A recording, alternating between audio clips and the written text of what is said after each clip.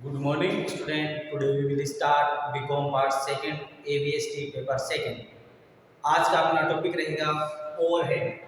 देखिए, last class में हमने लेबर सेकंड कंप्लीट किया था, जिसमें हेल्थ से premium plan, Rohan premium plan और यूनिट बेसिस और प्रोडक्शन बेसिस के फॉर्मूले आपको लिखवाए थे और जितने भी क्वेश्चन थे वो आपको कंप्लीट करवाए थे। अब हम बात करते हैं ओवरहेड। देखिए, ओवरहेड फर्स्ट है अपने पास और ओवरहेड सेकंड है।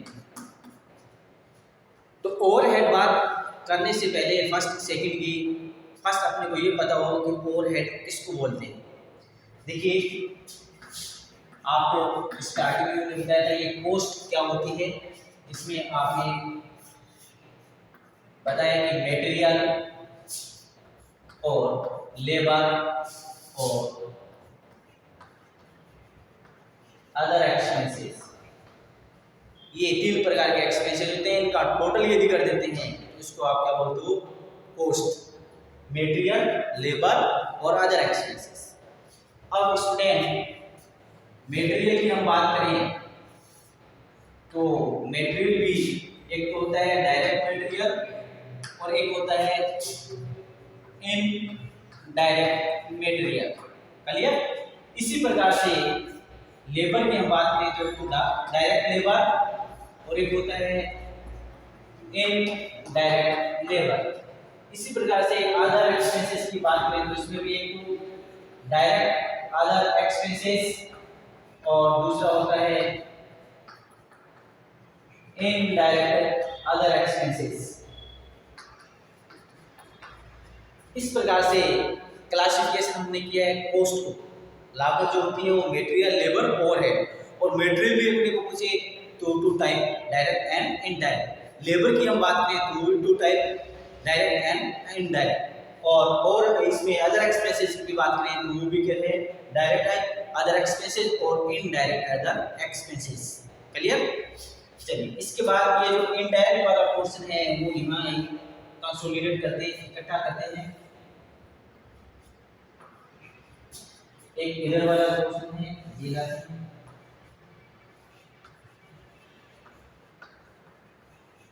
इसको बोलते हैं स्टूडेंट ओवरहेड। देखिए आपके सामने, इसको आप डायग्राम के द्वारा मैंने एक्सप्लेन किया है कि ओवरहेड क्या होता है। तो ओवरहेड आप समझ लोगे कि इनडायरेक्ट एक्सपेंसेस होते हैं, उनका नाम क्या होता है? Overhead, indirect expenses.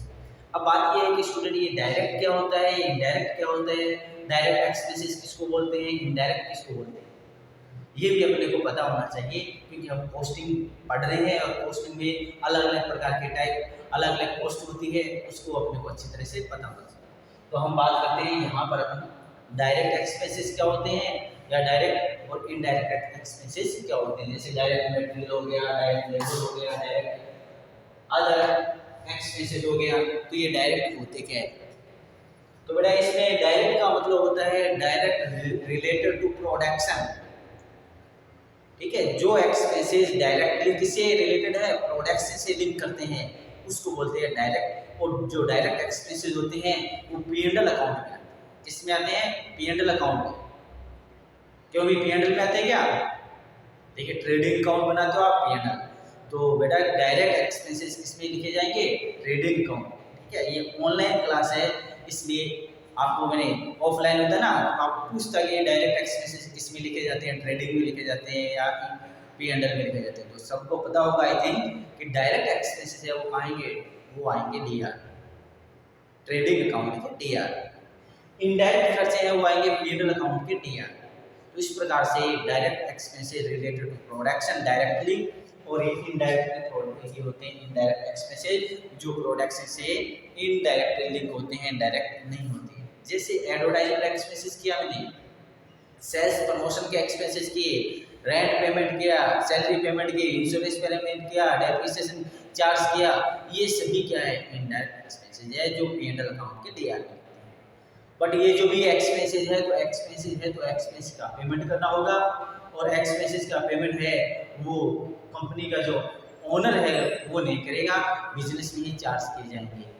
ठीक ठीक है, जो आपका टोटल कॉस्ट है उस टोटल कॉस्ट में चार्ज किए जाएंगे, उसके बाद प्रॉफिट करके सेल्स की डिसाइड किया जाएगा कि सेलिंग प्राइस क्या होगी। कहने का मतलब डायरेक्ट हो इनडायरेक्ट हो वो कस्टमर से ही कलेक्ट किए जाने हैं, डायरेक्ट एक्सपेंसेस हो या इनडायरेक्ट हो वो टोटल कॉस्ट में ही आने हैं, उसके बाद प्रॉफिट भी उसमें ऐड होना है, उसके बाद सेलिंग प्राइस फिक्स की जाती है। समझ आ रही है बात?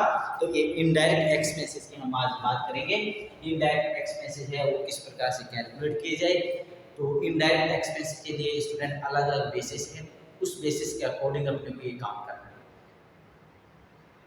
है। एक्सपेंसेस की नेचर देखनी है, उस नेचर के अकॉर्डिंग आपको डिस्ट्रीब्यूट करना है। एक्सपेंसेस की किस प्रकार की नेचर है उसके अकॉर्डिंग आप ये डिसाइड करोगे कि ये एक्सपेंसेस किस प्रकार से किया जाए। जैसे एक फैक्ट्री है, उस फैक्ट्री के अंदर पहले आप ये नोट करिए, उसके बाद आपको बताते हैं कि इनडायरेक्ट एक्सपेंसेस को किस प्रकार से किस बेस पर डिस्ट्रीब्यूट किया जाना चाहिए। फटाफट आप ये नोट कर दीजिए कि ओवरहेड क्या होते हैं। 2 नंबर के लिए आपको सेक्शन ए में यदि पूछे कि ओवरहेड क्या होते हैं, इनडायरेक्ट एक्सपेंसेस को आप क्या बोलते हैं, ओवरहेड बोलते हैं, ओवरहेड। और फिर इसके बाद इस प्रकार से डिफाइन करके बताओगे तो आप पूरे नंबर मिलेंगे। ठीक है, ओवरहेड इस प्रकार से काउंट किया जाता है।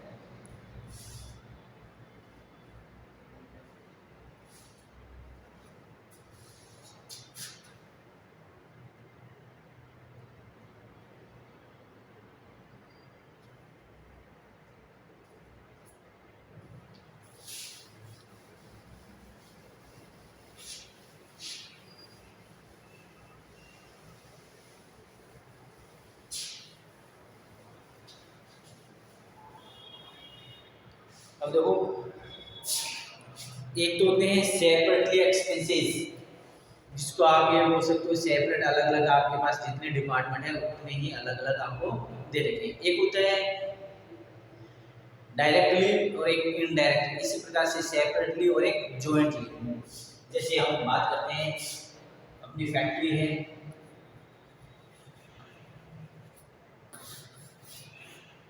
ABC लिमिटेड, उसके फैक्ट्री में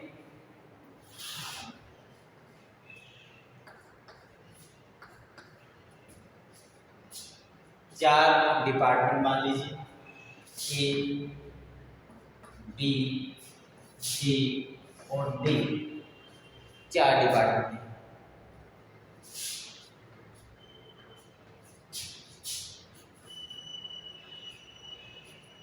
अब स्टूडेंट आपको यदि ये कहे कि ओवरहेड का डिस्ट्रीब्यूशन करिए, क्योंकि जॉइंटली जो खर्चे हैं उनको आपको 4 डिपार्टमेंट में डिस्ट्रीब्यूट करना होगा। ठीक है, आपके पास ये 4 डिपार्टमेंट है, फैक्ट्री में 4 पार्ट कर रखी है फैक्ट्री को, आपने फैक्ट्री की जो बिल्डिंग है उसको अपने 4 पार्ट में 4 डिपार्टमेंट में डिवाइड कर रखे हैं। अब आपको जो सेपरेटली खर्चे हैं कि ए के ये हैं, बी के, सी के, वो तो आप इसके जो दे रखे हैं क्वेश्चन में देख के लिख दो, इसमें कोई प्रॉब्लम नहीं है। सेपरेटली दे रखे हैं, सभी के डिस्ट्रीब्यूट करके आपको दे रखे कि ए के ये है, मटेरियल इतना है, ए का, बी का इतना है, सी का इतना, डी का इतना, उसमें स्टूडेंट अपने कोई प्रॉब्लम नहीं है। इनडायरेक्ट एक्सपेंसेस है उसमें प्रॉब्लम होती है, तो सेपरेटली उनके नीचे दिया गया कि मटेरियल दिस वन, ऐसे इस प्रकार से मटेरियल आपको लिखेगा। इसी प्रकार से लेबर लिखेगा, ओवरहेड लिखेगा, ओवरहेड नहीं लिखेगा, मटेरियल, लेबर और डायरेक्ट एक्सपेंसेस तो आपको ऑलरेडी वो डिस्ट्रीब्यूट करके देगा, तो उसमें स्टूडेंट अपने कोई प्रॉब्लम नहीं है। अपने को जो प्रॉब्लम है वो आपको लिख देगा कि सेल्स प्रमोशन एक्सपेंसेस 10,000 या एडवर्टाइजमेंट एक्सपेंसेस 10,000। ठीक है, एडवर्टाइजमेंट एक्सपेंसेस कितने हैं, 10,000। विज्ञापन के खर्चे हैं वो कितने हुए, 10,000। अब अपने पास ये 4 डिपार्टमेंट है, किस प्रकार से लिखें आपको कि सर ये किस प्रकार से क्या लिखें, इसको 4 से डिवाइड करिए और 2,500 और ईच डिपार्टमेंट में आप पुट कर दीजिए 2,500। तो अब आप सुनिए, आपने बोल दिया कि 10,000 है, तो सर इसका बेस तो ये है कि 4 डिपार्टमेंट है, चारों में इक्वल डिस्ट्रीब्यूट करिए आप। बट मैंने इक्वल कर दिए, बट आप एक और देखिए यहाँ मैंने लिखी है सेल्स, इसकी सेल्स है 5 लाख, इसकी है 1 लाख, इसकी है 10 लाख और इसकी है 20 लाख। ये सेल्स है। सभी में आपने एडवर्टाइजमेंट एक्सपेंसेस, विज्ञापन के खर्चे सभी में चार्ज किए हैं 2500 2500। यहाँ सेल्स सबसे अधिक होती है 20 लाख की, यहाँ 10 लाख की, यहाँ 5 लाख की, यहाँ 1 लाख की। इसका मतलब क्या होगा? इसका मतलब मैंने जो डिस्ट्रीब्यूट किया वो तो गलत किया है।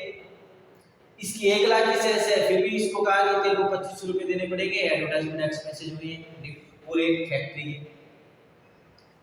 इसकी 20 लाख है, इसको भी मिलेंगे 2500 रुपये देने पड़ेंगे। तो ये डिस्ट्रीब्यूशन का जो तरीका है ये तो गलत हो गया। अब आप कहोगे कि सर ये इसको तो आपको सेल्स के रेशियो में डिस्ट्रीब्यूट करना चाहिए था। किस में करना चाहिए था? सेल्स के रेशियो में। किस रेशियो में? 5, 1, 10 और 20 इस रेशियो में डिस्ट्रीब्यूट करिए। 10,000 समझ में आ गया? चलिए एक और देखिए, रेंट। ये जो आपकी फैक्ट्री है, इस फैक्ट्री का एनुअली रेंट होता है वो रुपीज 1 लाख रुपए एनुअली रेंट है। किस प्रकार से डिस्ट्रीब्यूट किया जाए? नॉर्मल तरीका तो क्या हुआ सर, सभी में 25,000 लिख दीजिए, इक्वल हो गया, ठीक है। बट देखिए रेंट का जो एक्सपेंसेस है वो स्टूडेंट अपने को किस प्रकार से डिस्ट्रीब्यूट करना चाहिए वो अपन देखते हैं।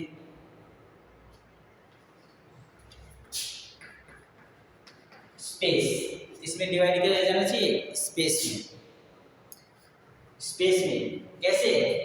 ये जो फैक्ट्री है इसका पूरा 50% का स्पेस है एक डिपार्टमेंट के पास है, इसके पास है 30%, इसके पास है 10% और इसके पास है 10%। इस प्रकार से स्टूडेंट ये जो फैक्ट्री है, फैक्ट्री की जो बिल्डिंग है उसमें डिपार्टमेंट जो आपने A, B, C बना रखे हैं, उसमें ए डिपार्टमेंट है पूरे एरिया का या स्पेस का 50% कवर करता है, ये 30% करता है, या 10 और ये 10। इस प्रकार से वो पूरी फैक्ट्री का जो बिल्डिंग है उसको उसने इस प्रकार से कवर करता है।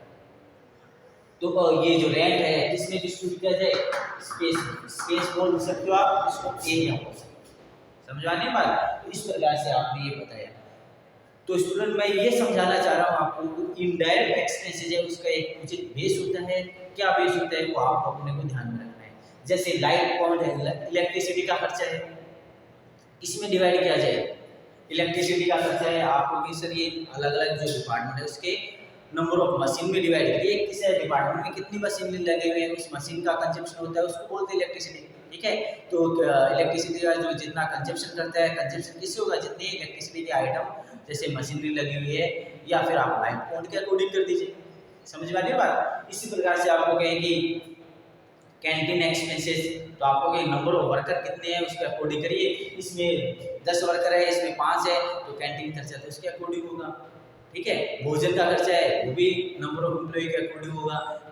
इंश्योरेंस का है तो मशीन का इंश्योरेंस है तो नंबर ऑफ मशीन के अकॉर्डिंग होगा, या वैल्यू ऑफ मशीन होगा। इस प्रकार से आपको एक उचित बेस के अकॉर्डिंग इनको स्टूडेंट क्या करना है? डिस्ट्रीब्यूट करना है, ठीक है।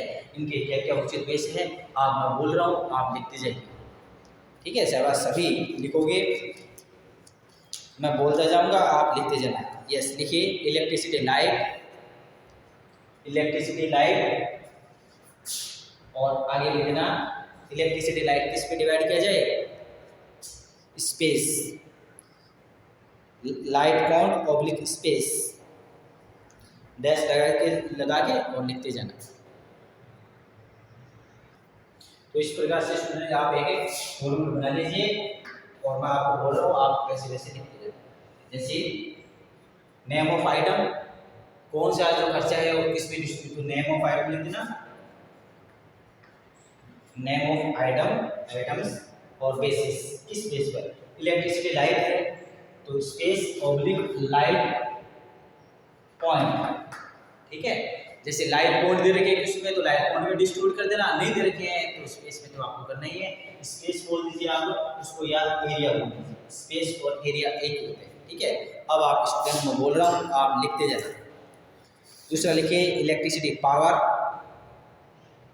अब इलेक्ट्रिसिटी पावर है तो यहाँ point number 2, electricity power equal number of machine, electricity जो पावर यूज किया जाता है उसको किस में किया जाता है, नंबर ऑफ मशीन।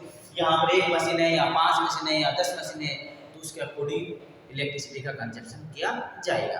तो यस लिखिए, इलेक्ट्रिसिटी पावर है, नंबर ऑफ मशीन में। हीटिंग को स्पेस में, हीटिंग का मतलब ये होता है कि फैक्ट्री होती है, उसमें क्या होता है, गर्मी के मौसम में उसे कूलिंग करना पड़ता है और सर्दी में उसको हीटिंग करना पड़ता है, जिससे लेबर आसानी से काम किया जा सके, मशीनें भी अच्छी तरह ऑपरेट की जा सके। इसलिए हीटिंग और कूलिंग का जो खर्चा है वो कारखाने को, फैक्ट्री को पूरे को कूल करना है, या उसको सर्दियों में क्या है उसमें हीटर लगे रहते हैं तो उसमें इलेक्ट्रिसिटी कंजप्शन होता है। तो आप समझ गए होंगे कूलिंग का, और उसका जितना एरिया बड़ा होगा उसमें अधिक एसी की इनके यूज पर होगा, कम होगा। ठीक है, तो इस प्रकार से एरिया के अकॉर्डिंग होना चाहिए। तो ये हीटिंग लिख दीजिए, स्पेस। फिर लिखिए workman compensation insurance. Workman compensation insurance ये डायरेक्ट वेजेज में करना है स्टूडेंट आपको। इसके बाद लिखो आप fire insurance on plant. Fire insurance on plant, इसको आपको करना है वैल्यू ऑफ प्लांट में, वैल्यू ऑफ प्लांट में। इसी प्रकार से आप लिख दीजिए depreciation on plant, depreciation on plant, ये भी लिख दीजिए वैल्यू ऑफ प्लांट में, वैल्यू ऑफ प्लांट में। इसके बाद लिखो plant repair. Plant repair, plant repair को भी आप लिख दीजिए नंबर ऑफ मशीन में। प्लांट का मतलब आप सबको पता है, मशीन को बोलते हैं प्लांट, तो नंबर ऑफ मशीन में। इसी प्रकार से स्टूडेंट आप लिखिए material charge. Material charge, material use में कर दीजिए मटेरियल चार्ज, मटेरियल यूज्ड। फिर लिखिए रेंट एंड रेट, स्पेस में करना है। फिर लिखिए इनडायरेक्ट एक्सपेंसेस, डायरेक्ट में।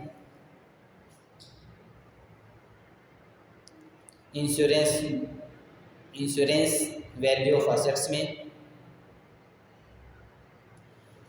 Canteen expenses number of employ में। रेंट एंड टैक्स ये आपको दिखा दिया जाए एरिया में, एरिया। इसके बाद आप लिखिए लाइट एक्सपेंसेस, लाइट पॉइंट में। लाइट का जो एक्सपेंसेस है वो आपको लाइट पॉइंट में करना है।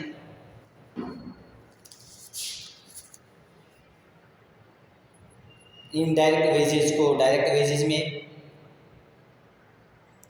इनडायरेक्ट वेजेज है ना उसको डायरेक्ट वेजेज में। सैलरी एक्सपेंसेस को एरिया में, सैलरी एक्सपेंसेस है उसको एरिया में करना है आपको। और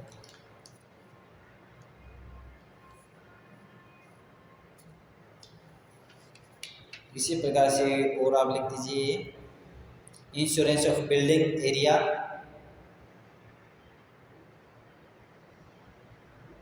supervision area,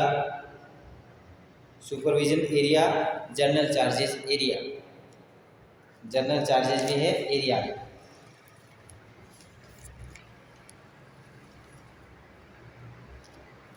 general charges area में। फैक्ट्री रेंट स्पेस में, फैक्ट्री रेंट स्पेस में। इनडायरेक्ट लेबर, डायरेक्ट लेबर में। और सुपरवाइजर सैलरी टाइम के रेशियो में हो सकता है। वेलफेयर एक्सपेंसेस है नंबर ऑफ वर्कर में, welfare expenses number of worker. इस प्रकार से मेन जो बात थी वो मैंने आपको लिखवाई है। और अपन क्वेश्चन के साथ देखेंगे। मेनली जितने भी थे वो मैंने आपको नोट करवाए कि नेम ऑफ आइटम और बेसिक्स, वो आपको अच्छी तरह से याद करने हैं। इनको एक दो बार आप रीड करोगे तो ऑटोमेटिक आपके याद रहेगा। ठीक है, तो अब आपके पास देखो अलग अलग डिपार्टमेंट है, बेसिस आपने बताया कि स्पेस में है तो ये बेसिस आपको देगा वो क्वेश्चन में, तो उस रेशियो में उस अनुपात में आपको वो जॉइंट खर्चा जो दिया गया है वो आप इस अनुपात में क्या करोगे, डिस्ट्रीब्यूट कर दोगे। उनके बाद टोटल कर देना, ओवरहेड आ जाएगा। तो चैप्टर बहुत ही आसान है। ओवरहेड जो फर्स्ट है उसमें स्टार्ट, जो ओवरहेड फर्स्ट है ना उसमें 4-5 क्वेश्चन दे रखे हैं, उसमें एक साइकिल चलानी है। ठीक है, साइकिल चलाने के लिए क्या है कि अपने पास 2 डिपार्टमेंट है, एक मेन डिपार्टमेंट जिसको आप प्रोडक्शन डिपार्टमेंट बोलते हो और एक है उसका हेल्प करने वाला डिपार्टमेंट जिसको आप सर्विस डिपार्टमेंट बोलते हो। तो एक प्रोडक्शन डिपार्टमेंट होता है और एक सर्विस डिपार्टमेंट। अब प्रोडक्शन डिपार्टमेंट होता है उसमें भी 1 2 3 4 ऐसे हो सकते हैं, और सर्विस डिपार्टमेंट है वो उसमें भी 1 2 3 4 हो सकते हैं। ठीक है, तो मैं अपने को ये बता दो कि प्रोडक्शन डिपार्टमेंट क्या होता है और सर्विस डिपार्टमेंट क्या होता है। देखिए, प्रोडक्शन डिपार्टमेंट में प्रोडक्शन किया जाता है, जिसका भी आप प्रोडक्शन करते हो, कपड़े के व्यापारी हो तो वो तरह का प्रोडक्शन है, मैन्युफैक्चरिंग का है, जो भी आपने प्रोडक्शन किया है तो उसे प्रोडक्शन डिपार्टमेंट प्रोडक्शन होता है।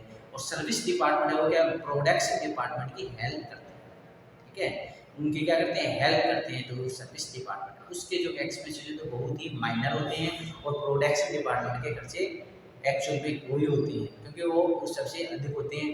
ठीक है, क्योंकि जो आप प्रोडक्शन करोगे तो उसमें खर्चा लगेगा, ऑब्वियसली उसमें पूरा अमाउंट लगेगा, उससे सेल करोगे पूरी अमाउंट आप अर्निंग होगी। इसलिए प्रोडक्शन डिपार्टमेंट का खर्चा और सर्विस डिपार्टमेंट के खर्चे में बहुत ही दिन रात का अंतर रहता है, क्योंकि सर्विस डिपार्टमेंट कोई प्रोडक्शन नहीं होता है, वो तो प्रोडक्शन डिपार्टमेंट की हेल्प करने के लिए बनाई गई है। जैसे रॉ मटेरियल सप्लाई कर दिया है, इलेक्ट्रिसिटी सप्लाई की है, कूलिंग करना है, हीटिंग करना है, ये सभी सर्विस प्रोवाइड करते रहते हैं, उनकी हेल्प करते रहते हैं, जिससे कि प्रोडक्शन कंटिन्यू बना रहे, स्टॉक न हो, उनकी हेल्प रहती रहे, इसलिए वही सर्विस डिपार्टमेंट बनाए जाते हैं। और सर्विस डिपार्टमेंट अलग से, तो अब आप ये जैसे ये 2-3 प्रोडक्शन डिपार्टमेंट है अपने और ये एक सर्विस डिपार्टमेंट है, तो आपने सभी का खर्चा अकाउंट किया। उसके बाद इसका खर्चा मान लीजिए 5 लाख रुपये है, इसका 1 लाख रुपये, इसका 10 लाख रुपये, और सर्विस डिपार्टमेंट का खर्चा मान लीजिए 20,000 रुपये। इनका खर्चा है वो तो हम डायरेक्टली बता सकते हैं, ये सर्विस डिपार्टमेंट, इसमें कोई प्रोडक्शन तो होगा नहीं, प्रोडक्शन होता तो उसकी सेल करते और कलेक्ट कर लेते, सेल करते उसमें एक्स में से लेस करके बेनिफिट होता है, और इसमें कोई सेल तो होगी नहीं, इसने तो हेल्प किसकी की है, A B C D production department है, इनकी हेल्प की है। तो इसकी हेल्प की है तो इसका मतलब ये है कि लास्ट में इसके जो खर्चे हैं वो इन तीनों में ही डिस्ट्रीब्यूट कर दी जाए, जो सर्विस प्रोवाइड किए उस रेशियो। समझ वाली बात, लास्ट में इसके जो खर्चे हैं वो इन प्रोडक्शन डिपार्टमेंट में डिस्ट्रीब्यूट कर दीजिए, सर्विस डिपार्टमेंट जो सर्विस प्रोवाइड किए उस रेशियो। ठीक है, आप ये कहेगा कि जो सर्विस डिपार्टमेंट है प्रोडक्शन डिपार्टमेंट को इस रेशियो में डिस्ट्रीब्यूट करता है सर्विस, तो इसका टोटल खर्चा है वो डिस्ट्रीब्यूट करना है। स्टार्टिंग के जो क्वेश्चन है उसमें तो अपने को क्या देखा है, स्टार्टिंग के जो क्वेश्चन है उसमें अपने को टोटली खर्चा देखना है कि टोटल ओवरहेड कितना है, तो सभी का काउंट कर देंगे। लास्ट वाले क्वेश्चन में जो कहता है कि सर्विस डिपार्टमेंट देखे है तो उनके एक्सपेंसेस इसमें डिस्ट्रीब्यूट करना है। इस प्रकार के क्वेश्चन स्टूडेंट अपने को दे रखे हैं अपनी बुक में। आप देखिए, फर्स्ट क्वेश्चन है, सेकंड है और थर्ड। फर्स्ट सेकंड, एक सेकंड, फर्स्ट अपने को इसने क्वेश्चन दिया है ये कोर्स शीट का है, सेकंड भी कोर्स शीट का है, थर्ड भी और फोर्थ भी। स्टूडेंट अपने को ओवरहेड फर्स्ट में क्वेश्चन 5 से स्टार्ट करना है, जिसमें ए बी सी डिपार्टमेंट दे रखे हैं, ए बी और सी 3 डिपार्टमेंट है, और इनके जो रिडल अपने को दे रखी है वो सुनिए आप। अपने को कहता है approximate overhead between 3 department of a factory A B C. 3 factory में 3 डिपार्टमेंट है, इसमें ये नीचे कहता है इलेक्ट्रिसिटी का खर्चा 2,500 का, electricity power, heating, work compensation, insurance, fire insurance, depreciation 10% charge करना है।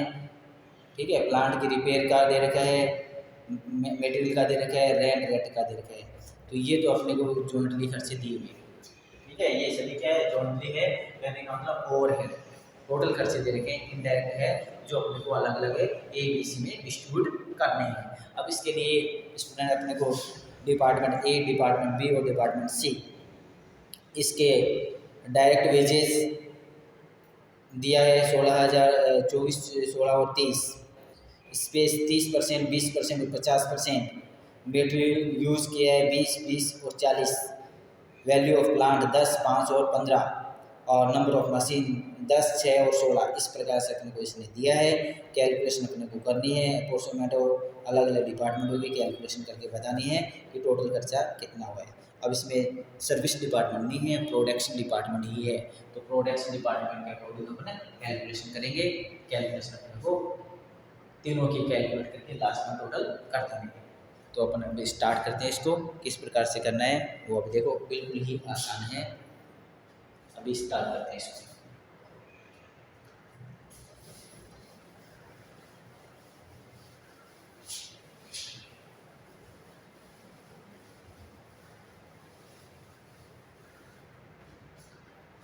आप लिखोगे हेडिंग अप्रोक्सीमेट ऑफ ओवरहेड्स, तो इसमें अपने को अप्रोक्सीमेट ऑफ ओवरहेड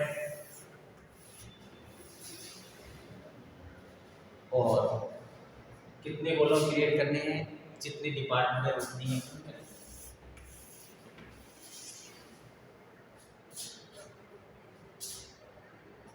यहाँ तक आपको दिखाई है, 3 डिपार्टमेंट है, ये 3 डिपार्टमेंट हो गए, ए, बी और सी। ये बेसिस का रहेगा, ये टोटल का रहेगा। टोटल खर्चा कितना है वो लिखेंगे, बेसिस लिख देते हैं, बेसिस, ठीक है। और ये रहेगा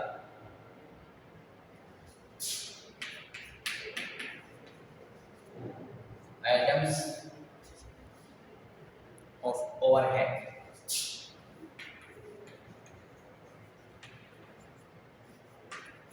आइटम्स ऑफ ओवरहेड, अब ओवरहेड के जो आइटम्स है वो अपन यहाँ लिखेंगे, टोटल दे रखे हैं वो टोटल लिखेंगे, बेसिस में बताएंगे कि किस रेशियो में हम डिस्ट्रीब्यूट कर रहे हैं उसके अकॉर्डिंग। जैसे आपको मैं कहूँ कि आप डायरेक्ट वेजेज में जो डिस्ट्रीब्यूट करना, तो आपका रेशियो क्या रहेगा, 24,000 अनुपात 16,000 अनुपात 30,000। स्पेस का क्या रहेगा, 30, 20 और 50। मटेरियल का क्या रहेगा, 20,000 अनुपात 20,000 अनुपात 40,000। वैल्यू ऑफ प्लांट का क्या रहेगा, 10,000 अनुपात 5,000 अनुपात 15,000।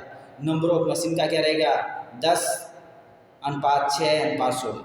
समझ आ गया ना। तो ये रेशियो मैंने आपको बता दिया। अब मैं आपको कहूँगी आप इसमें करिए, तो बेसिस आपको दे रखे हैं, ठीक है। 20,000 बोल रहा था, आप उसको शॉर्ट भी कर सकते हो, 20,000, 20,000, 40,000 है तो 2, 2, 2, 4 और फिर आप 1, 1, 2 कर सकते हो, ठीक है। ये इसमें आपको पता है, इतना कोई दिक्कत वाली बात नहीं है। तो मैं यहाँ आइटम बोल रहा हूँ, वो देख देख के आप भी लिख सकते हो। यहाँ से स्टार्ट कर दीजिए लिखना। इलेक्ट्रिसिटी लाइट 2500 रुपये टोटल में 2500 रुपये, और स्पेस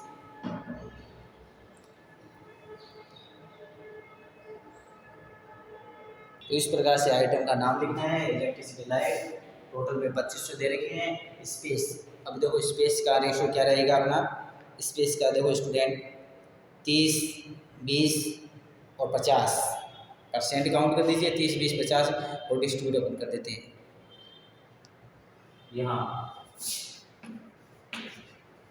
इसका पहले का, दूसरे का समझा गया ना। इसी प्रकार से मैं आपको एक्सपेंसेस, और ये आप भी बुक में दे रखे हैं वो यहाँ लिखो आप, और उसका टोटल लिखो जो बुक में दे रखे हैं, बेसिस में आपको बताऊंगा, ठीक है। उसके बाद आप डिस्ट्रीब्यूट कर देना, और लास्ट में यहाँ आ जाएगा टोटल ओवरहेड, ठीक है। और ये हमें यहाँ जो आएंगे वहाँ से चल जाएगा ना, यहाँ जो आएंगे वहाँ से, इतना ही काम है ना। टोटल कर देना, आंसर आ गया। टोटल ओवरहेड की कैलकुलेशन अपने को उसने पूछी। अब देखो फटाफट लिखते जाइए। इलेक्ट्रिसिटी पावर ये आएगा नंबर ऑफ मशीन में, हीटिंग का स्पेस में, वर्कमैन कंपनसेशन फंड है डायरेक्ट वेजेज में आएगा ये, फायर इंश्योरेंस प्लांट है वैल्यू ऑफ प्लांट में आएगा, डेप्रिसिएशन ऑफ प्लांट है ये भी वैल्यू ऑफ प्लांट में आएगा, प्लांट रिपेयर है ये नंबर ऑफ मशीन में आएगा। मेटेरियल चार्जेज है मेटेरियल यूज्ड में आएगा। और रेंट और रेट है ये स्पेस में आएगा। तो इस प्रकार से स्टूडेंट इसको पेजेस आपको लिखवा दिए हैं, आप डिस्ट्रीब्यूट करना, उसके बाद टोटल कर देना। तो इस प्रकार से आप ये क्वेश्चन नंबर 5 कंप्लीट करना। क्वेश्चन नंबर 6 है वो भी आप कर सकते हो डिस्ट्रीब्यूट तक। उसके बाद आगे एक ऑपरेटिंग साइकिल चेन चलानी है, वो नेक्स्ट क्लास में करनी है। तो आप इतना करना। और इसके बाद नेक्स्ट क्वेश्चन में अपने पास और भी है, वो सर्विस डिपार्टमेंट और है, वो नेक्स्ट क्लास में करेंगे। आज के लिए इतना काफ़ी है। थैंक्स।